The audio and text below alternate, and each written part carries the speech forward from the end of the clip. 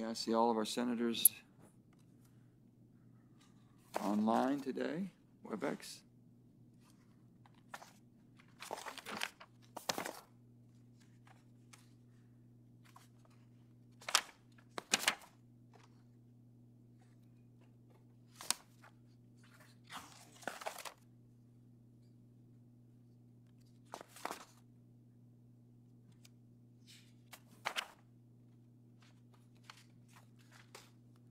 Committee will come to order, and we meet today to consider 3 nominations for senior positions in the Department of the Interior.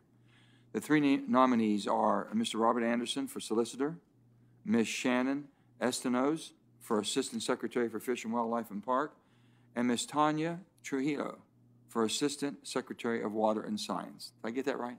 Close? Close? Good. Welcome to all 3 of you. I appreciate very much, and also your desire to serve. We want to thank you for being here this morning and for your willingness to serve in these important positions. And welcome to each of your family members that may be with you.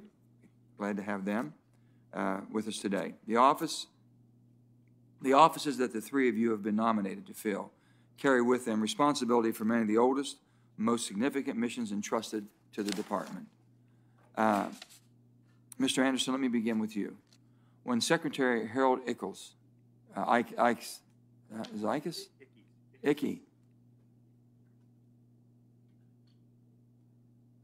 That's familiar. It doesn't sound right, honey. Anyway, with Harold Ickes asked the Senate to pass legislation that established the current office of Solicitor 75 years ago, he noted that because of the highly diversified range of activities entrusted to the Department of the Interior, the duties of the Solicitor extend into almost every branch of law and almost every type of legal practice. The complexity of the issues facing the department and the demands they place upon the solicitor have only increased in the 75 years since. He concluded by saying that the necessity for sound legal counsel in connection with the myriad legal aspects of these activities makes the position of solicitor an office calling for a lawyer of great capability and intellectual integrity, of proven administrative ability, and of experience and wisdom. I believe President Biden found such a lawyer in you, sir. And he has shown that you can handle the job because you've been serving as acting solicitor for the past 4 months. You worked in the department before during the late 1990s, began to do the job 5 years of prior experience, 2 of them as assistant solicitor and 3 as a counselor, Secretary Babbitt. And you spent 20 years as a law professor teaching American Indian law, natural resources law, and water law at the University of Washington Law School and at Harvard Law School. I believe, Mr. Anderson, that you have the broad legal knowledge and experience that Secretary Ickes said the job requires. Next, we have the Office of Assistant Secretary of Fish and Wildlife and Parks. And as we know, it was first established later in 1965 by Tom Udall's father, Secretary Stuart Udall, when he gave the Assistant Secretary for Fish and Wildlife responsibility for both the Fish and Wildlife Service and the National Park Service. The merger of these 2 important services under one Assistant Secretary gives her the responsibility over more than 400 national parks and over 500 national wildlife refuges, which are enjoyed by over 355 million people a year. Like Mr. Anderson, Ms. Estenoz will bring to the department a wealth of professional experience. She is currently serving as the Principal Deputy Assistant Secretary for Fish, Wildlife, and Parks. You've spent over 2 decades helping to restore the Everglades at the Department of Interior under Secretary Salazar, as Vice President and Chief Operating Officer of the Everglades Foundation at the National Parks Conservation Association and the World Wildlife Fund, and on boards and commissions in Florida under both Democratic and Republican governors.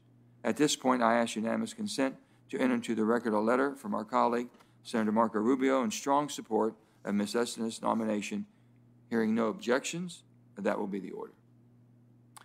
Senator Rubio writes of Ms. Estenoz's unwavering commitment to pragmatic environmental stewardship, her ability to understand complex problems, and her willingness to work collaboratively to reach consensus on contentious issues, and of her disposition for acting in good faith.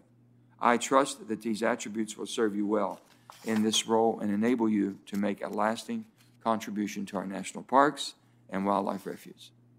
Next, we have Miss Tanya Trujillo. That's close. Trujillo. Trujillo? Okay. For Water and Science. Our third nominee is no stranger to this committee, having served as valued member of the committee staff under Chairman Bingaman from 2009 to 2011. Senator Bingaman has written a strong letter of support for Tanya's nomination, assisting to her competence and professionalism. I ask unanimous consent that this letter be made part of the record. And hearing no objection, that'll be the order. The Office of Assistant Secretary of Water and Science is not nearly so old, so that the Solicitor or Assistant Secretary of Fish and Wildlife and Parks, it oversees two of the oldest bureaus within the department, the Geological Survey and the Bureau of Reclamation. The Geological Survey is the preeminent source of scientific information about the Earth and our natural resources. The Bureau of Reclamation manages, develops, and safeguards our water supplies on which millions of Americans in 17 western states depend on for their residential needs to irrigate their farms and to generate their electricity. These two agencies are vitally important to meet our need for science-based information about critical minerals, energy supplies, and natural hazards, and to meet our water needs in changing climate. Tanya has been immersed in these issues for over 20 years, most recently by Principal Deputy Assistant Secretary for Water, Science, and Science. Western water issues are complex and contentious, and Tanya has demonstrated her ability to work with all sides to find acceptable solutions to these difficult challenges. I think we have three supremely well-qualified nominees for these important positions, and I strongly support all three of you. With that, I want to recognize my colleague, Senator Barrasso. Well, thanks so much, Mr. Chairman, and I would also like to add my welcome to yours to Robert Anderson, to Shannon Estenoz, and to Tanya Trujillo, to the Senate Energy and Natural Resources Committee. Congratulations to each and every one of you on your nominations.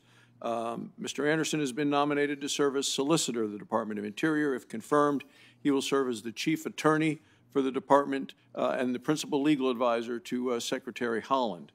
He'll oversee more than 430 attorneys and staff within 6 legal divisions. He'll be designated as the Department's Chief Freedom of Information Officer and will preside over the Ethics Office and the Indian Trust Litigation Office. He'll be responsible for ensuring that government business is conducted at Interior in a transparent manner and that ethical standards required by the law are upheld. During his more than 25-year career, Mr. Anderson has both taught and practiced law. His work is primarily related to Native American law and almost exclusively in support of Native American tribes. While very important, I am concerned that Mr. Anderson's narrow focus has come at the expense of a broad range of additional legal matters and perspectives that will need to be considered in the Solicitor's office. Since President Biden's inauguration, he has served as the Principal Deputy Solicitor. His actions in this role suggest that he may not fully appreciate the priorities and concerns of many other stakeholder groups in my home state of Wyoming and throughout our nation. Ms. Estenoz has been nominated to serve as the Assistant Secretary of Fish, Wildlife, and Parks in the Department of Interior. If confirmed, she's going to direct and supervise the Fish and Wildlife Service and the National Park Service, both of which are crucial to my home state of Wyoming. Her more than 25-year career has focused on restoration of the Everglades in Florida.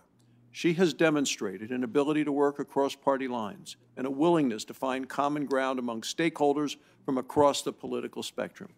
3 different Florida governors, 1 Democrat, 2 Republicans, have entrusted her with prominent leadership positions on state boards and commissions.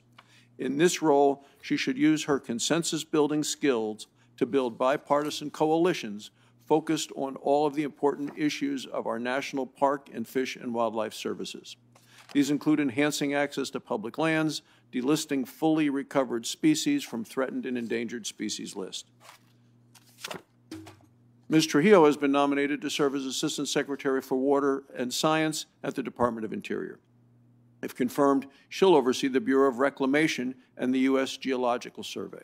She's a water lawyer with more than 2 decades of experience focusing on natural resource management, interstate and transboundary water agreements, and the Colorado River Basin. In Wyoming and across the West, there is no more important resource than water. Ms. Trujillo will have an opportunity to work together to improve. We will have the opportunity to work together to improve the Department of Interior's management of water resources. The President's infrastructure proposal discusses water resiliency, but doesn't have a more direct reference to repair and construction of water storage and conveyance systems. So I believe we must build more water storage facilities and maintain the ones we have to protect rural economies. So I look forward to discussing with you the water supply needs of farmers and ranchers who are the lifeblood of the West. And as we discussed coming in, you're just coming in from New Mexico, and you certainly are well aware of the water needs in the West. So congratulations again to each of the nominees. I look forward to the testimony. Thank you, Mr. Chairman. Thank you, Senator Barrasso. If you all will please rise, and we apply this to all nominees that will be sworn in connection with their testimony. Please stand and raise your right hand. Do you solemnly swear that the testimony you're about to give to the Senate Committee on Energy and Natural Resources shall be the truth, the whole truth, and nothing but the truth, so help you God? I'm seated. I have now, I'd like to recognize Senator Cantwell for an introduction. Thank you, Mr. Chairman, and thank you and the ranking member for this important hearing on all the nominees, but I'd like to especially welcome and give comments on the nomination of Robert Anderson for his position as the Solicitor for the Department of Interior. Good morning. It's good to see you here. It seems not that long ago that you were before any number of Senate committees at the beck and call of Senator Inouye to explain many of the policies of past administrations on important issues related to the Department of Interior. But you're here today, nominated by President Biden to be the Solicitor General for the Department of Interior. I believe that you have an unbelievable amount of experience in your past positions and through the University of Washington, where you've dedicated the last 20 years to educating the next generation of Native American law experts. As I said, Mr. Anderson formerly served as the Associate Solicitor for Indian Affairs and Counselor to then Interior Secretary Bruce Babbitt during the Clinton administrations. Many of you had experience working with him, testimony on oversight hearing on wildlife management under the Alaska National Interest Lands Act and the Alaska Native Claims Settlement Act. And going further back, as I said, various hearings and comments on the impacts of court rulings on tribal sovereignty. So I'm so glad to see you here today and your willingness to serve in another administration as Interior Solicitor. These are the frontline battles of equity on important tribal rights for Native Americans, Alaska Natives, and many others. You have a lot of experience on the economic benefits and hardships from resource extractions and opportunities about outdoor recreation and what it provides to the public. So given all your experience, I so appreciate your willingness to come back to public service, bring that knowledge, and bring that expertise to these important decisions as the department's top legal advisor. I know that you will work with all of us in working through these many important issues and the resources of our federal lands. So again, thank you for your willingness to serve, and so glad to participate in introducing you before the committee today. Thank you, Mr. Chairman. Thank you, Senator. And now we have Senator Heinrich for an introduction. Thank you, Chairman, and I'm very pleased to introduce a native New Mexican to the committee. Tanya Trujillo is a water lawyer with more than 20 years of experience working on some of the toughest water problems facing New Mexico and the West. As anyone from a Western state can tell you, solving water conflicts requires creativity, it requires perseverance, and a willingness to work with people from all walks of life. Ms. Trujillo excels at all of these. Some of you may remember Ms. Trujillo from her time on the staff of this committee, working for my mentor and predecessor, Senator Jeff Bingaman. While on the committee staff, she was known for her ability to work across the aisle and to solve hard problems in a bipartisan way. Since her time here, she has worked as Executive Director of the Colorado River Board of California, as Project Director with the Colorado River Sustainability Campaign, and as a Commissioner on New Mexico's Interstate Stream Commission.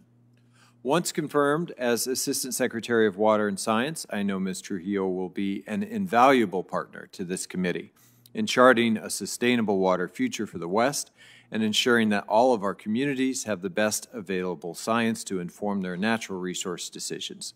Thank you, Mr. Chairman, for the opportunity to introduce her this morning. Thank you, Senator. And Ms. Estenoz, not to be left out, Senator Rubio wanted me to read his letter.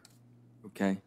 I write in support of the nomination of Shannon Estenoz to be Assistant Secretary of Fish and Wildlife Parks of the Department of Interior and ask for the committee to favorably consider her nomination. Over the course of her public service career and as a private citizen, Ms. Estenoz has demonstrated an unwavering commitment to pragmatic environmental stewardship.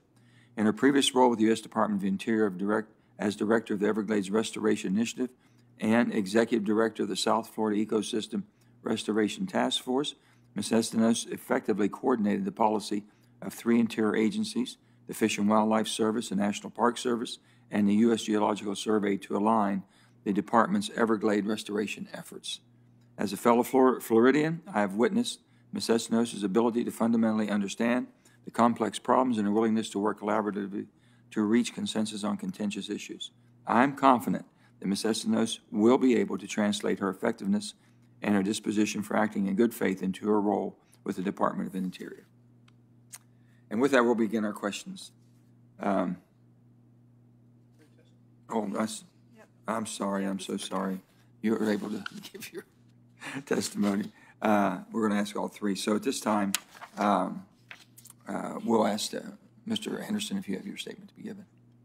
You want to ask the 3 standard questions? Thank you, Chairman Manchin, Ranking Member Barrasso, and members of the committee. I'm honored to be with you as President Biden's nominee to be the Solicitor of the Department of the Interior.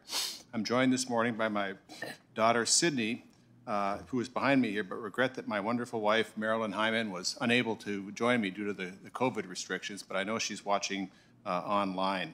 I'd like to talk about my values and my commitment to public service. I was born in a rural area of northeastern Minnesota in the midst of some of the most beautiful wild public lands in the lower 48 states. My family lived in the town of Ely, adjacent to what is now the Boundary Waters Canoe Area Wilderness. My parents, John and Eleanor, raised me and my 4 older brothers in Ely. We spent the summers living and helping my widowed grandmother operate a rustic family resort composed of 7 drafty cabins on the shores of Burnside Lake. My grandfather, who had served in World War I, used his bonus money for the down payment on the property, which remains in the family to this day. This is in the Aboriginal territory of the Ojibwe people, and I am proud to be a tribal citizen of the Boys Fort Band of the Minnesota Chippewa tribe. I'm really grateful for growing up in a rural area where I still spend significant amounts of time. I took for granted the joy and wonder of being in a forest where I could play, hunt, and enjoy clean lakes for swimming and fishing. My time in large cities has made me acutely aware of the importance of public lands to all Americans. At the same time, my rural roots exposed me to the struggle to balance conservation with economic development from extractive industries. My dad worked in an underground iron mine when I was a young child, but we also depended on the tourist industry for part of our livelihood. The intense local debates were part of my growing up over the appropriate balance of conservation and development, a dialogue that continues to this day. I'm proud of the fact that my 4 older brothers and I all graduated as first-generation college students in our family. I attended local public schools, graduated from a small state university, and the University of Minnesota Law School. I received an outstanding education that was also affordable. I regret deeply that my parents and my older brother Mark, who like me was a lawyer and a mentor to me, have passed away. I think they would have been pleased to see where I sit today. My first job was as a staff attorney at the Native American Rights Fund in Boulder, Colorado. In 1984, I moved to Anchorage, Alaska as one of 2 attorneys who opened an office for that law firm to work on matters related to tribal status, tribal jurisdiction, hunting and fishing rights, and amendments to the Alaska Native Claims Settlement Act that were important to protection of the Native Corporation land base in Alaska. I had the gratifying experience of representing a revered Alaska Native elder named Katie John in her successful battle to secure her subsistence fishing rights guaranteed under federal law. I was able to represent Alaska Native tribes and organizations throughout the state on matters related to self-determination, protection of subsistence rights, and relationship of public lands to the Native community. In the course of this work, I came to know Secretary Babbitt and Solicitor John Leshy as I sought to persuade the government to join the Alaska Native side of some of the litigation I was involved in, which was a successful effort. After that, I was appointed Associate Solicitor for Indian Affairs, which I held for 2 years. After that, I was Counselor to the Secretary. In that position as Counselor, my portfolio crossed all bureaus in the department, exposing me to the breadth of the department's important missions, experience that will serve me well should I be confirmed as Solicitor. Upon leaving DOI in 2000, I entered academia, and for 20 years I've been a law professor at the University of Washington and also at Harvard Law School, where I've been a visiting professor for 1 semester per year. I've worked on many issues and taught classes, not just in American Indian law, but also in water law, which emphasizes state water law and Bureau of Reclamation laws, natural resources law, public lands, grazing, mining law, and oil and gas development. If confirmed, I would be honored and humbled to work with Secretary Haaland to achieve her and the President's goals to protect our environment, fulfill the federal trust responsibility, and act as a steward of our natural resources for future generations. I commit to high ethical standards in all aspects of the Interior Department's operations. I look forward to the opportunity to serve as the leader of over 400 tremendous attorneys who have dedicated their careers to public service. Thank you. I'm ready to answer any questions you may have. Thank you, Mr. Anderson. Now we have Ms. Estenoz for her statement. Thank you, Chairman Manchin, Ranking Member Barrasso, and members of the Senate Energy and Natural Resources Committee. It is an honor to appear before you as President Biden's nominee to be Assistant Secretary of the Interior for Fish and Wildlife and Parks. I'm joined today by my husband, Richard. I also want to say hello to our sons, Nick and Spencer, to my mother, to my friends and family who I know are watching today. I am a 5th-generation Floridian, born like all of my grandparents in Key West. We call ourselves conchs, after the beautiful mollusk once plentiful in the Florida Keys. My father was a civil engineer, and for the first 10 years of my life, his career took us to oil platforms off the coast of Louisiana, the Tennessee Valley Authority in Knoxville, and the U.S. Army Corps of Engineers in Kansas City. Before my father passed away in 1979, we returned to Key West, where his last job was as an engineer for Monroe County, where he worked to replace the old 7-mile bridge, perhaps the most famous section of the overseas highway. To grow up in Key West is to grow up on the water, swimming, fishing, snorkeling, boating, and whether you know it or not, the water and its wildlife shape you. One of my earliest memories on the boat with my grandfather fishing was the day he caught me setting free the bait fish in his live well. He didn't scold me because he knew there's no conflict between harvesting fish and wanting to protect them. Because when your family has been in a place for many generations, there's an instinct to conserve that has nothing to do with science or regulations. It has to do with a connection to place and to a way of life. My own career path includes many echoes of my father's. I too pursued civil engineering. As a student, I returned to Eastern Tennessee to intern at Eastman Chemical Company. And of course, I dedicated 24 years of my career to an infrastructure modernization program led by the U.S. Army Corps of Engineers to restore the Everglades. I guess I never lost my childhood instinct to help fish and birds and mammals and people by helping to restore the land and the ecosystem that sustains them all. My father was a bridge builder, and as part of my work on Everglades restoration, I was proud to play a part in building new bridges across the Everglades. Today, water flows under those bridges into Everglades National Park. I know that jobs, infrastructure, conservation, and restoration can and should go hand in hand. My work involving the Everglades was ideal training for the role of Assistant Secretary for Fish and Wildlife and Parks. I've spent more than 2 decades in the trenches of collaborative conservation, land and ecosystem restoration, species recovery, water management, invasive species response, and national park stewardship. I spent 7 years at the Department of the Interior as its Director of Everglades Restoration, reporting directly to the position to which I have been nominated. I was a colleague and leader of the dedicated career staff in both bureaus that this Assistant Secretary manages. As a state official, I have been a customer of the Fish and Wildlife Services regulatory programs and I know firsthand what it's like to be in the shoes of states trying to work with the federal government. As a stakeholder, I've participated in the government's efforts to engage the public, and I have put in the hard work to build coalitions and consensus to get things done. I've been in my current role at Interior now for 118 days. Every day, I learn more about the fish, wildlife, and parks issues facing your states and the nation. I will draw on my long state and federal experience as I work on water management and predator recovery in the West, protecting resources central to the cultural and economic well-being of tribes, combating invasive species, and collaborating on conservation of the sagebrush ecosystem.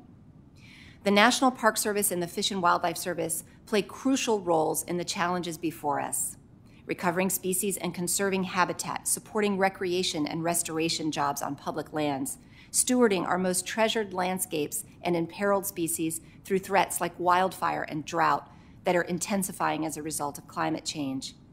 The Fish and Wildlife Service is on the front lines of wildlife disease, including preventing those diseases from spreading to human populations.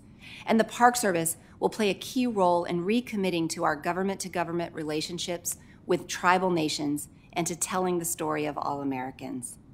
If I am confirmed, I will bring with me the tools that have served me best in my career: communication, transparency, and intellectual honesty. I will approach this role with a passion for collaboration and for meeting big challenges in partnership. I look forward to celebrating together the results we achieve together. I hope that today will be the first of many conversations with this committee. Thank you, and I look forward to answering your questions. Thank you, Ms. Estenoz. And now we'll recognize Ms. Trujillo for her statement, opening statement. Thank you. Good morning, Mr. Chairman and Ranking Member Barrasso, and members of the committee. I appreciate the introduction from Senator Heinrich. As a fellow New Mexican, I am among many who are grateful for your service. I previously had the honor of working here on the committee with Senator Bingaman when he was chairman. He exemplified the bipartisan spirit that I experienced while I was working with Senator Murkowski's staff on water and power issues. I want to acknowledge the long service of Sam Fowler and David Brooks, who I was able to work with on the committee as well. I also appreciate the support that I have received from Tim Petty, who is a staff member with Senator Risch, as I transition into my new role. I am honored to appear here today as President Biden's nominee to serve as the Assistant Secretary for Water and Science. With me is my niece, Morgan Trujillo. She is a high school student from Minneapolis, and I also would like to say hello to her sister, Maya, who was not able to attend as well because of the restrictions. I am very grateful for the support of family, friends, and colleagues who have enabled me to be here today. I have always worked closely with technical experts from a variety of backgrounds, and I have learned to apply my skills as a lawyer to work with them to solve complex problems. I look forward to utilizing that same approach at the Department of the Interior. My career began in private practice in Santa Fe, and I transitioned to public service as General Counsel for the New Mexico Interstate Stream Commission. In addition to working here at the committee, I also served as counselor to the Assistant Secretary for Water and Science at Interior, where I was able to begin to learn about some of the topics I am working on today. My work on Colorado River issues continued to expand when I served as the Executive Director for the Colorado River Board of California. There I was able to work with some of the largest agricultural and municipal water users in the Colorado River Basin. I am proud to have been able to help develop some of the innovative agreements that the basin is famous for. Those agreements are based on voluntary, proactive measures that involved a broad range of input. I am very grateful to have received a letter of support from all of the 7 basin states and the governor's representatives. I look forward to working with them on issues over the next years if I am confirmed. I have always been interested in hearing from perspectives that represent a variety of interests. Those include farmers and ranchers, tribes, states, local agencies, nonprofit organizations, and others. I appreciate the role that organizations such as the Western States Water Council and the Family Farm Alliance play with respect to the challenges that we face. I plan to continue to rely on their input and seek their advice. I have a deep respect for the dedicated scientists, engineers, and technical professionals at the Department of the Interior. I look forward to continuing to work with them as we implement the Biden administration's goals and priorities. One of the examples will be for me to provide strong support for the department's scientists at the U.S. Geological Survey on their efforts to address climate change and to advance the nation's research, assessment, and prediction capabilities. In addition, I will support the Bureau of Reclamation's important role as a water provider, and I will work closely with Reclamation and other agencies to ensure that hydropower resources can continue to provide an important component of our nation's renewable energy portfolio. Working on Indian water rights settlements and ensuring that rural communities have access to clean, reliable supplies of water will also be priorities for me. I will be forever grateful for have been able to work on New Mexico's water settlements, and I understand why it is important to implement those settlements and other projects in other states. The water and science work at Interior relies on coordination within the department, coordination with other federal agencies, and with states, tribes, and a variety of local interests. If confirmed, I commit to working with those entities. I commit to working with members of this committee and others in Congress. Thank you for allowing me to be here today, and I look forward to answering your questions. Thank all three of you. Before we begin our questions, I'll ask 3 questions addressed to each nominee before this committee. We do it every time. Will you be available to appear before this committee and other congressional committees to represent departmental positions and respond to issues of concern to the Congress? Yes. Are you aware of any personal holdings, investments, or interests that could constitute a conflict of interest or create the appearance of such a conflict should you be confirmed and assume the office to which you have been nominated by the President? No. No. Are you involved or do you have any assets held in a blind trust? No. No. Thank you. We'll begin our questions. My first question will be to Mr. Anderson. To paraphrase John Marshall, it is a peculiar duty of solicitor to say what the law is, at least within the Department of Interior.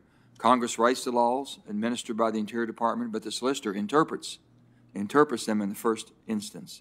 You do that in part by issuing legal opinions which are binding on all of our bureaus and offices, at least until the courts say otherwise. 2 years ago, this committee held a similar hearing on your predecessor's nomination, at which I questioned him about the large number of his predecessor's legal opinions he had overturned.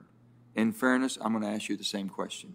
I recognize that a new administration is entitled to reassess and reverse the policies of its predecessor within the limits of discretion afforded by the law. But what standard of review do you apply in deciding whether to overturn a prior interpretation of the law? Thank you, Senator Manchin. I think I've carefully considered, the role of the solicitor based on my experience within the department, both working for John Leshy and as an observer, as an academic, and since my 4 months as the acting solicitor. And, the number one rule is that we have to follow the laws as written by Congress. And so when there is a solicitor's opinion written by a predecessor, whether he or she is a Democrat or a Republican, they need to be reversed when they're plainly inconsistent with existing law. And an example of one opinion that I reversed was an interpretation by Solicitor Giorgiani involving the Migratory Bird Treaty Act that was struck down by a federal district court in New York. And so we have reversed that opinion in accordance with the court decree. Secondly, we look at these opinions sort of in the same way that we look at regulations.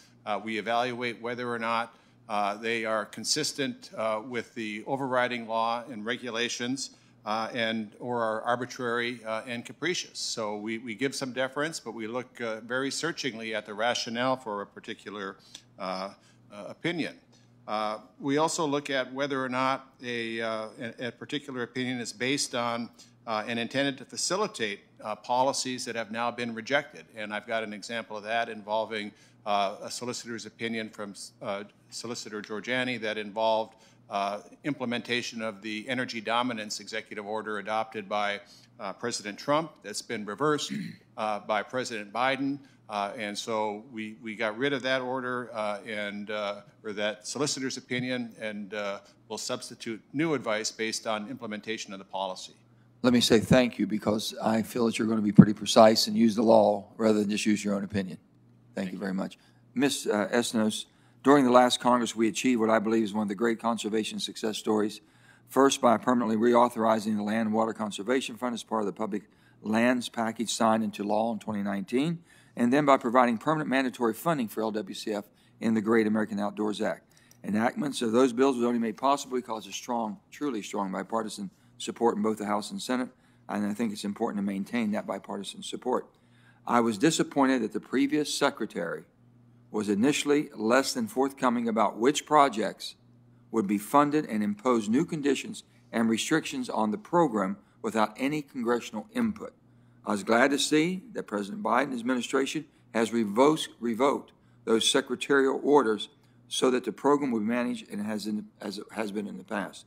So if confirmed, and I know you will you commit to working with the Congress to ensure that the criteria of the Great American Outdoors Act is developed in an open, public process that recognizes priority funding needs of all states? Thank you, Mr. Chairman. And I, like so many Americans, are so grateful for the action of the Congress last year. LWCF full funding truly is a game changer. And if I am confirmed, implementing that program, squeezing the maximum value out of every single dollar and getting those dollars to work on the landscape will be a top priority. Well, we just want to make sure that we're involved in that, because all of us have projects and we want to make sure everyone's treated fair. Absolutely, Senator, I agree.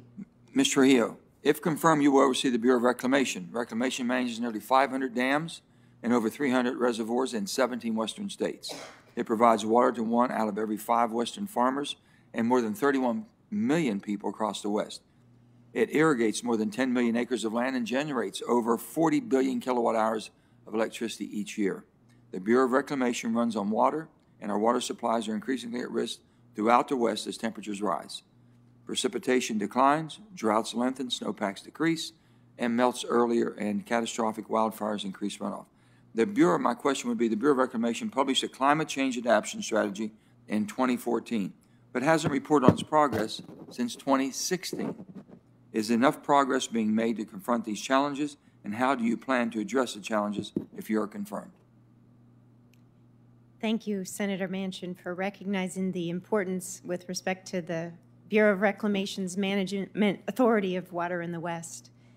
The approach to climate change is part of the priority actions that we are undertaking, and I have strong respect for the engineers and scientists and managers at Reclamation who are developing those plans.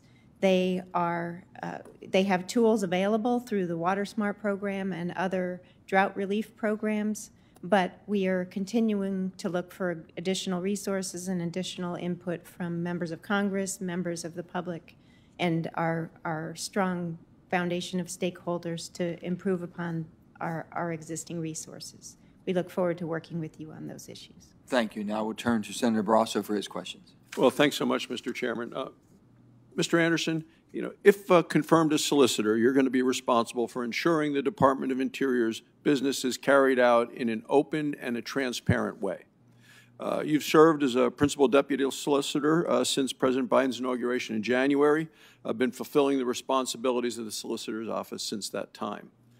Since January, I've heard reports of the Biden administration officials using encrypted messaging applications such as Signal while conducting official government business. And I recently sent a letter to Secretary Haaland asking if encrypted messaging is being used by employees within the Department of Interior in the course of their official duties. Are you aware of the use of any of the encrypted messaging apps official business communications by any Department of Interior official or employee or either on any personal or department-issued equipment? Senator Barrasso, I am not aware of that. I did hear about this concern of the committee, and I thought back to the great mandatory training we received in our first week in office from the ethics and government records officials in the department, and they informed us of the importance of keeping government records as government records. And if people who we knew before emailed us or sent us messages on our personal emails, I made clear to my colleagues that those records needed to be made part of the official government record. And I rely on the Career Ethics Office, which is tremendous and is part of my office, and our career personnel who administer the Government Records Act to provide us with advice, and we take it extremely serious because we know that we need to keep these things available for the public through FOIA and for other matters, whether it's litigation or otherwise. So thank you for the question. Well, and I agree in terms of accountability and transparency. We need to make sure that this is available long-term in terms of the history of the within the organization of governments. And what does the department do to ensure that encrypted messages are archived and made available to the public? Well, Senator, I'm not aware that any of the employees at the department are using encrypted messaging apps or devices, if that's the proper term, to conduct government business. But the mere fact that you raised this question with me is going to cause me to make some inquiries at the department and let folks know that this is not a permissible way to do business. But I have no inkling and no reason to believe that anyone, political or career-wise, is using any encrypted messaging to attempt to do government business for any illicit purpose or any purpose at all. Well, thank you, because I did send a letter to the Secretary, so I'm looking forward, and I'm sure you'll be involved in the response to that letter, so thank you so very much. Ms. Estenoz, the Moose-Wilson Corridor is a 7.1-mile stretch of road in Grand Teton National Park. Public access to the corridor, highly valued for the unique opportunity that it provides to view wildlife, to enjoy the natural setting and the beauty of the park. In December of 2016, the Park Service issued a record of decision for the management of the road that severely limits public access to the park. Among other things, the Park Service has decided to put an arbitrary limit on automobile access to the corridor and to eliminate a multi-use pathway that would prevent vehicle-cyclist collisions.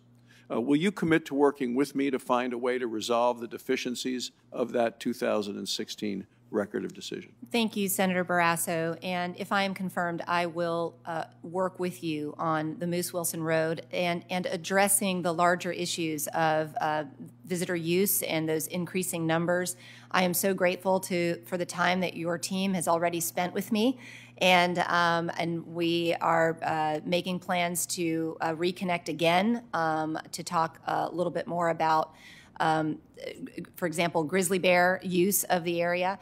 I know the Park Service is implementing Phase 1 and Phase 2 of some of the infrastructure improvements and is also initiating a traffic study so that visitor use management can be informed by actual data.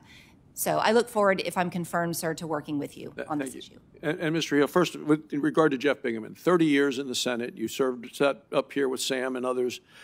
At the final prayer breakfast before he left the Senate, he said he was leaving after 30 years and he avoided the 3 Ds, which he described as defeat, death, and disgrace.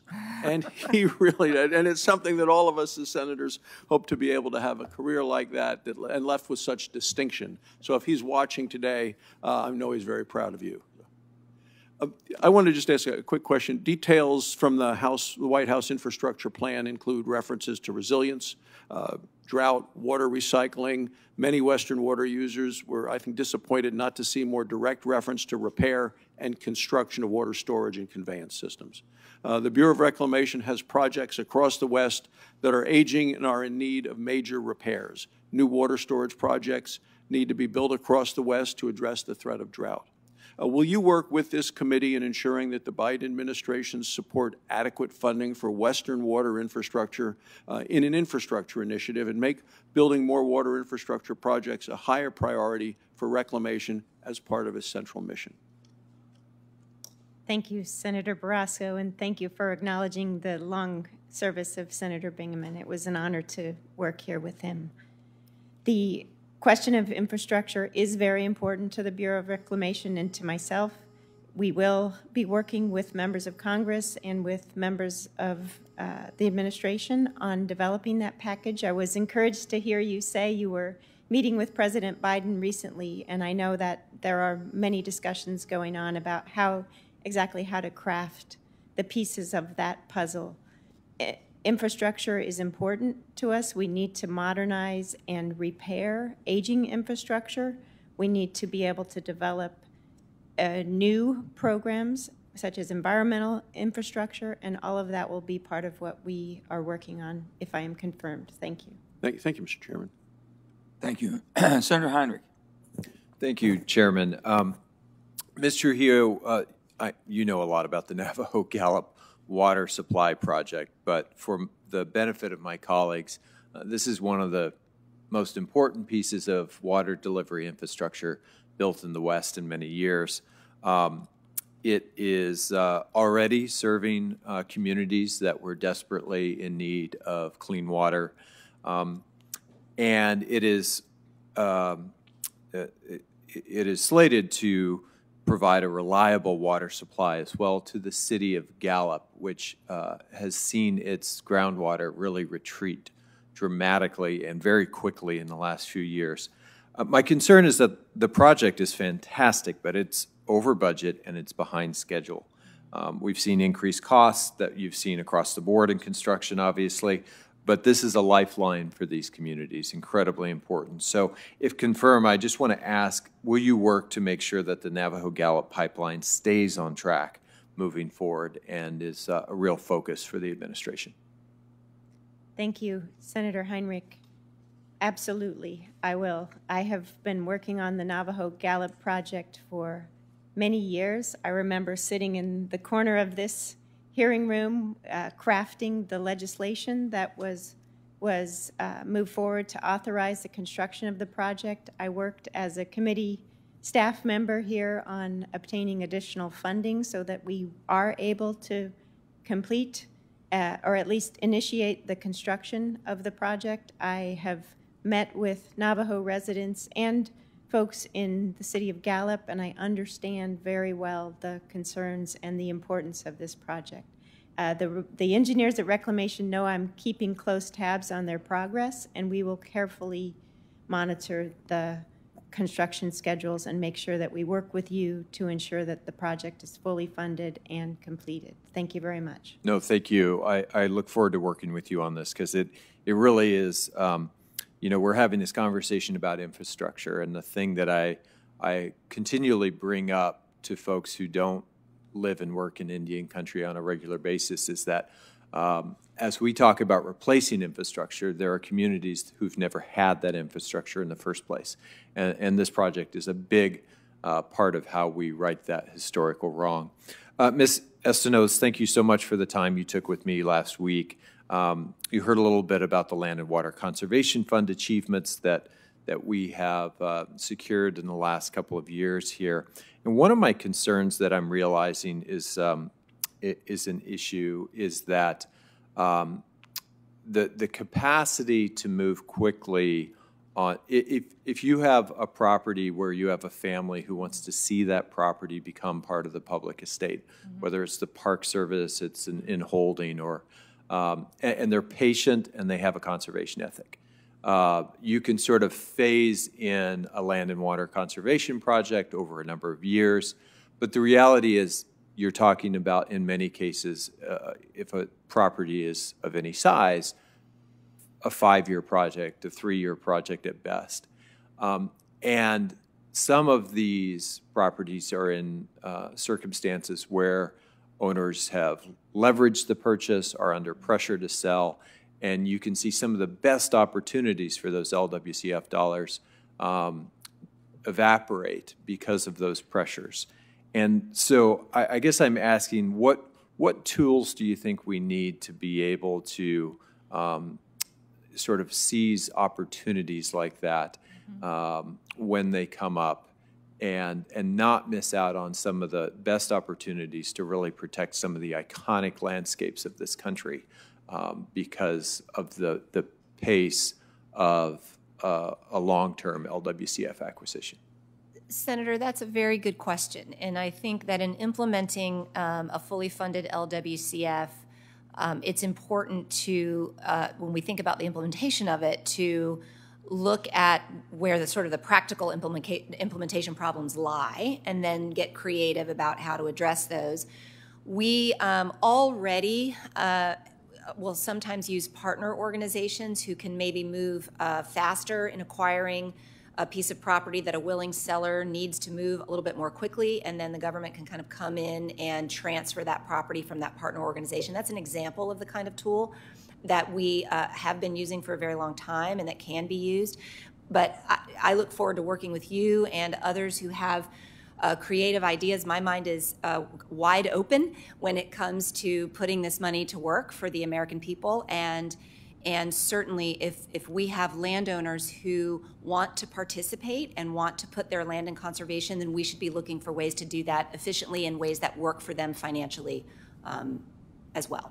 Yeah, I would just say, Mr. Chairman, that in working some of these projects on the ground recently, I think some of the capacity that was there with NGOs historically, that a number of those NGOs have sort of gotten out of that business. And so we're now bringing these resources online on our side of the ledger, but we may have to sort of reinvigorate some of the muscles that exist in other places to make sure that we have the partnerships in place to be able to move quickly on these kinds of projects. Thanks again, Mr. Chairman. Senator Lee.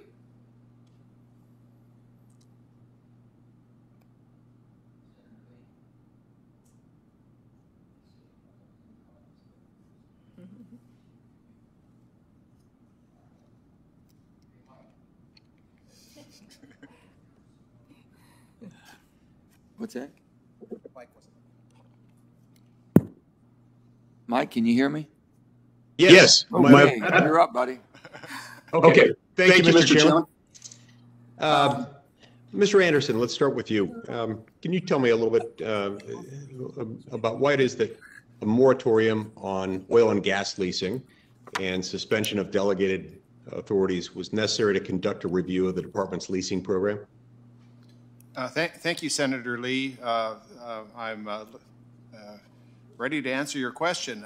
You know, the primary reason we have undertaken this pause, when we don't have a moratorium in place on oil and gas leasing, we've got a pause on leases pending this review that was ordered by President Biden in his executive order on January 27th. And our review is required to look at all aspects of oil and gas leasing, including ensuring that we achieve a fair return to the American taxpayer, that oil and gas leasing is done in a environmentally protective manner. And the pause that's in effect has precluded sales during the second quarter here. The review is due to be delivered to the White House in early summer, which I take to be June. And as part of that review, the White House will provide us further direction, and the review from the Secretary will provide options to the President as he makes decisions about how to proceed.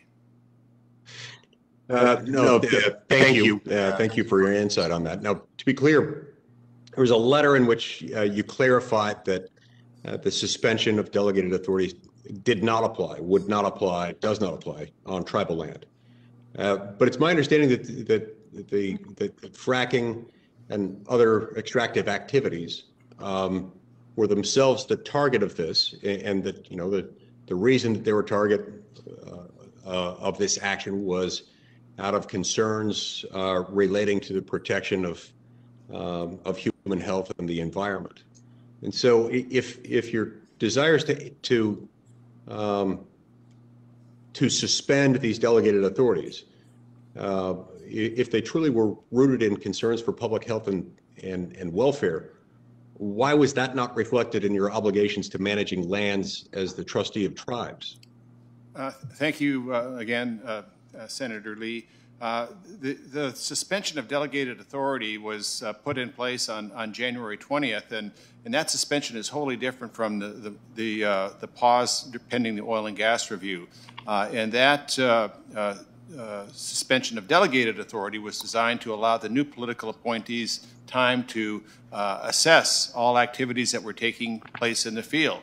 And our jurisdiction over oil and gas activities in the field, in the regional offices of the BLM, for example, extends to the public lands. Indian lands are different. We don't have the authority to pause or reverse delegations on those Indian lands without engaging in consultation with the tribes pursuant to executive orders that have been in place since the Reagan administration. And so the reversal or the suspension of delegated authority ended in 45 days after that original suspension went in place on January 20th, and now we're back to the situation we were before, where on the public lands, the federal lands, the business is being carried out pursuant to the standard delegations to regional directors and other delegees in the field offices of the relevant bureaus. And to sum up, our jurisdiction is just different with respect to Indian lands. Okay. Thank you, Mr. Anderson. Ms. Estenoz, what can you tell me about how the department might weigh the potential impacts of inaction versus action? For example, inaction manifesting itself in the form of not logging or otherwise clearing in the habitat of a vulnerable species versus the potential for catastrophic wildfire in the same habitat. Thank you, Senator. It's a very good question, and thank you for asking it. Look, I think that the key for us is to find the right balance in managing our public lands, which clearly sound well managed. For example, forests provide tremendous conservation benefits and habitat benefits. They, as you mentioned, mitigate wildfire, for example.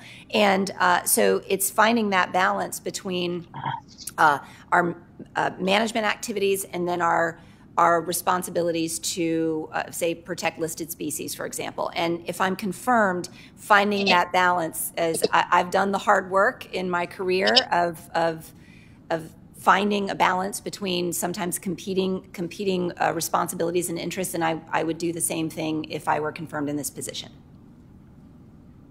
Okay. Mr. Chairman, could I ask one more question? Absolutely. It's a brief one. Yes, sir. Okay, thank you.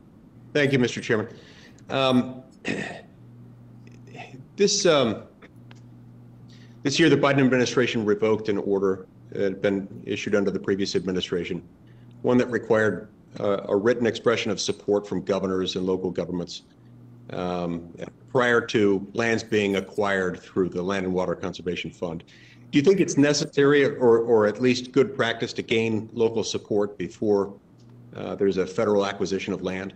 I do, Senator. I think that it always helps to build consensus around conservation efforts and projects, and certainly if I'm confirmed that I will seek to build consensus around projects that we're implementing on the ground.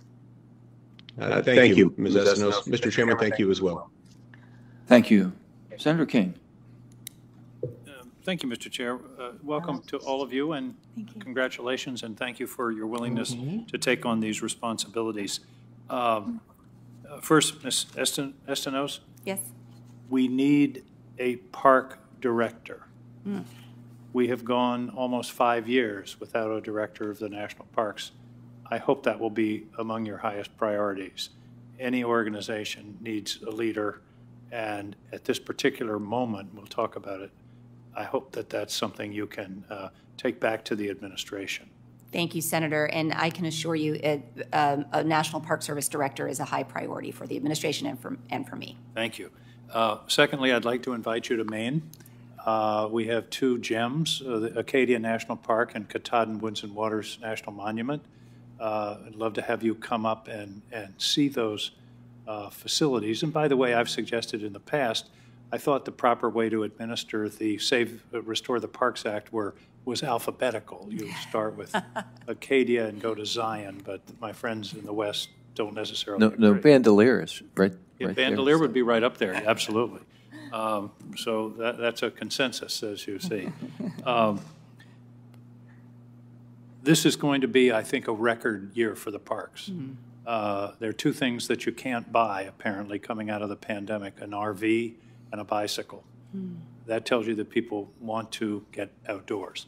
And one of the things that we've been frustrated with after the passage of the Great American Outdoors Act is a lack of transparency in the administration. And I know you talked with this with the chairman, but I think it's incredibly important to share with the committee and the Congress how you're approaching the distribution of LWCF funds and Restore Our Parks Act. What are the criteria and what are the results? It was a huge accomplishment to get that bill through, and I think it would be very advantageous to the administration to be as clear as possible with us as to how you intend to approach the administration and distribution of those funds.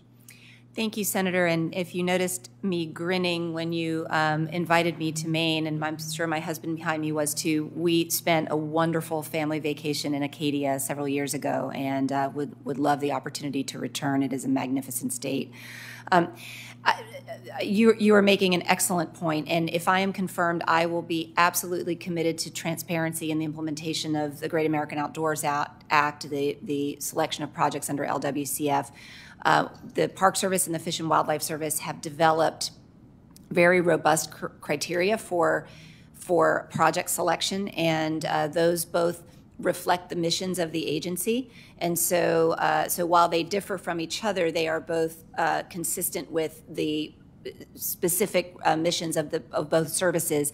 And I welcome the opportunity to communicate with this committee and really dive into that process.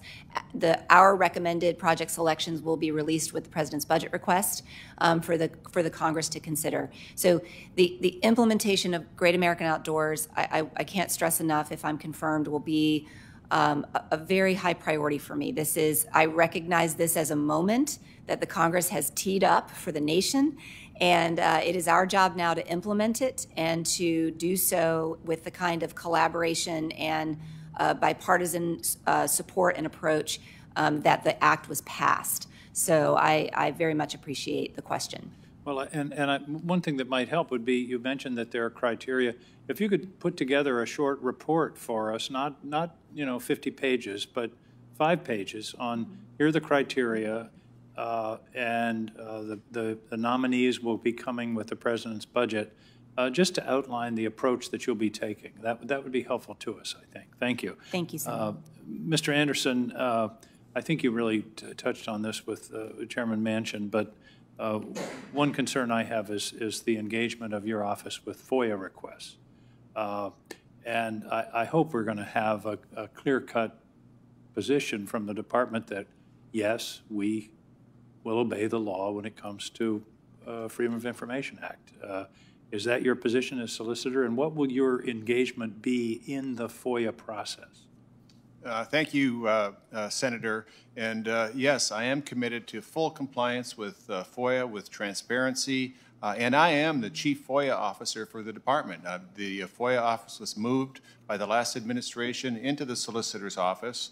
I've got a chief, a career person who's incredibly competent running that office. I meet with her on a bi-weekly basis to review the status of our compliance with the backlog that we've got. Fortunately for us, Congress has provided additional funds for staffing to deal with the backlog. And I have my hands on the FOIA process and am committed to ensuring that the resources provided by Congress are utilized to get rid of the backlog and fully comply as we go forward with the important FOIA issues that come before the department. And Mr. Anderson, Mr. Trujillo, I don't want to leave you out. You're invited to Maine as well. Thank you. Thank you all very much for appearing. I was Thank you, going to Mr. ask. I was going to say yes to that. Yeah, good, thank you. Mr. Chairman. Senator Daines. Thank you, Mr. Chairman. You're invited to Montana as well, by the way. So, speaking of Montana, a University of Montana report found that 30% of all environmental impact statements in Region 1 of the Forest Service are litigated, 1 out of 3. As I speak, 400 million board feet are tied up in litigation. Part of the reason for this is the precedent set in the Ninth Circuit by the 2015 Cottonwood decision, which actually contradicted other circuit courts. Litigation based on the Cottonwood decision has jeopardized or halted hundreds of projects across dozens of forests. A time-sensitive hazardous fuels project in Montana burned while it languished in the court, and in some cases, litigation has stopped all activities in the forest. Thankfully, a draft rule to address this issue was published last January by the Fish and Wildlife Service. Ms. Estenoz, do you share the position of the Obama administration that the 2015 Cottonwood decision would cripple forest management? And if confirmed, will you commit to address this issue? Senator, thank you so much. And I want to say how much I appreciate the time that your team spent with me talking about this and other issues this week. I very much appreciate that. So I understand how important this issue is in Montana and increasingly in other states. And if I am confirmed, I pledge to work with you and others who have been giving this a lot of thought and who are engaged in the issue to find a way forward. Let me say that the Fish and Wildlife Service, NOAA, and the Forest Service have come together in recent weeks to begin talking through the proposed rule. There is some disagreement among the agencies about the appropriate way to move forward. If I am confirmed, I commit to you, Senator, that I will encourage that dialogue to continue until a resolution is found. I appreciate that. You know, if we looked at it, over 80% of the comments received by the agencies support the draft rule. If confirmed, how would you weigh that public input as you determine how to move forward with this and other rules? It's a very good point. We received, I believe, more than 40,000 comments on this proposed rule, and you're right, a large percentage of them supported the rule. We always take into account the voices of folks who take the time to weigh in on what we're proposing, and we will do that in this case as well. Under the proposed remedies to the Cottonwood decision, project level consultation would still occur. Yes. How might wildlife conservation benefit from reducing these duplicative consultation requirements? So a similar point I made earlier, which is that for example, well-managed forests are important to conservation. They're important to wildlife. They provide improved habitat, and as I mentioned before, they mitigate wildfire. To the extent that the regulatory processes surrounding and promoting well-managed forests can be both effective and efficient, that should be our goal. And if I'm confirmed, I'll certainly work toward that goal. Thank you. That was a thoughtful answer. Appreciate that. I want to shift gears to talk about grizzly bears. The recovery of the grizzly bear in Montana is one of the few endangered species success stories. Yes. The recent species status review once again found that the bear had biologically recovered in 2 population segments in Montana. But to the dismay of Montanans, I will say we're exasperated. No direction was given for delisting the bear. This isn't about skirting wildlife protections. This is about celebrating a recovery stories. The quantitative data, the science tells us that. It's investing federal resources where they are most needed and managing our wildlife appropriately. My question is, if confirmed, will you commit to reviewing the status of the grizzly bear in Montana to determine the best path forward to transition conservation back to the state? Senator, thank you so much. And I know that this is such an important issue, and I want to congratulate everyone who has worked so hard to recover the grizzly in the greater Yellowstone ecosystem and the Northern Continental Divide ecosystem. And we agree, it is doing really, really well. The species, of course, is listed as a lower 48 species. But if I am confirmed, I want to acknowledge, and I've said this before, I want to acknowledge the challenges that come with predator recovery. I know how hard it is for folks to share the landscape with a recovered predator species. If I am confirmed, I commit to working with the state, to working with the Association of Wildlife Management Agencies, to work within the huge community of folk out west who are working on grizzly bears to figure out a path forward that helps folks on the ground feel like they can share the landscape with this species as it's recovered. And we've got a great case study called the wolf, and we're doing that in Montana where it recovered. We transitioned back to the state. The federal minimum is 150. We doubled to 300 in Montana. We have over 1,000 wolves right now, so we're doing a great job, and the state's managing the population. Thank you. I'm almost out of time. I want to make a quick mention that we are also the home in Montana several crown jewel national parks. Our national parks are treasured by all Montanans and help sustain certainly our recreation economy. They're going to be having a lot of visitors this summer. I know that. You've got a great team, by the way, in Montana. I've truly enjoyed working with Cam Shawley out of Yellowstone and the rest of his team. I'm hopeful he'll stick around in Montana for many years to come. Thank you, Senator. Thank you. Appreciate it. Thank you. Next up, we have Senator Hirono. Thank you very much, Mr. Chairman. I welcome the panelists, and for Mr. Anderson, Ms. Estenoz, and Ms. Trujillo, I ask the following two questions, preliminary questions, of every nominee who appears before any of the committees on which I sit. First question, since you became a legal adult, have you ever made unwanted requests for sexual favors or committed any verbal or physical harassment or assault of a sexual nature? Let's just go down the line, please, with your answers. No. No. Have you ever faced discipline or entered into a settlement related to this kind of conduct? No. No.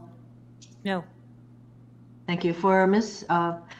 Estenoz, I too joined all my colleagues inviting you to Hawaii because if you've never been to Hawaii, you will know that it is a very unique place. We're in the middle of the Pacific, the farthest place of any of our states, of course. So Hawaii has benefited from a good working relationship with the Fish and Wildlife Service throughout the years. And as the endangered species capital of the world, we have worked collaboratively on many projects critical to protecting our native species, including the Island Forest at Risk Collaborative Landscape Project proposal through the Land and Water Conservation Fund, as well as projects made possible through the Section 6 grants, to name a few. As our endangered species in Hawaii face increasing threats from invasive species and climate change, it will be imperative that the Fish and Wildlife Service continue the strong relationship with Hawaii.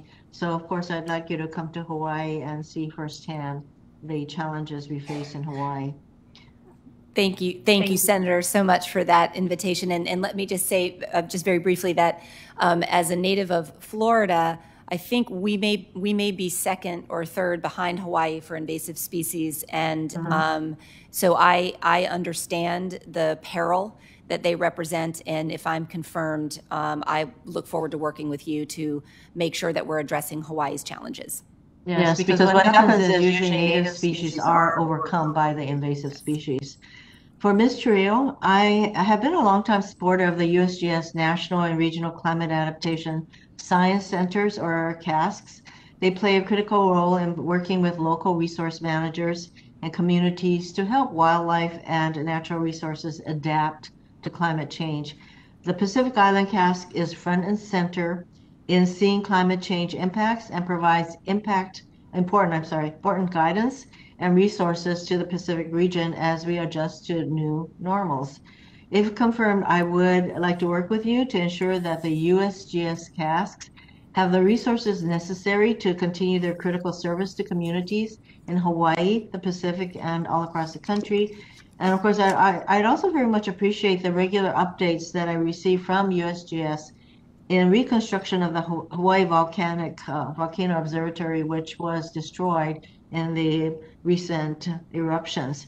I'm hopeful that it will result in greater synergies and collaboration with other federal agencies as well as the community. And I look forward to keeping in touch with you regarding the rebuilding of that facility. So I invite you to come to Hawaii also. For Mr. Anderson. I have now had the opportunity to mention the importance of the department working with the Native Hawaiian community, with Secretary Howland and Deputy Secretary nominee Tommy Boudreau. If confirmed, I also look forward to working with you in your capacity as solicitor to support this community. Additionally, the last administration issued a solicitor's opinion and later a final rule on the Migratory Bird Treaty Act that let businesses off the hook for killing migratory birds. I strongly disagree with their interpretation. I'm glad to see that the department, with you as Deputy Solicitor, has been working to reverse those damaging actions. If confirmed, I look forward to working with you and the department to make sure that the Migratory Bird Treaty Act works in the way that it was intended to protect migratory birds.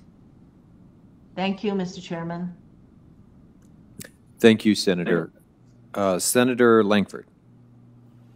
Chair, thank you very much. For all the witnesses, thanks for going through this process. It's not a really fun process to be able to go through, to be able to answer so many questions, so much background information. So for Americans that are willing to be able to step up and go through the process, we do appreciate it. We'll have differences of opinion as we walk through it, but thanks for stepping into the process on it.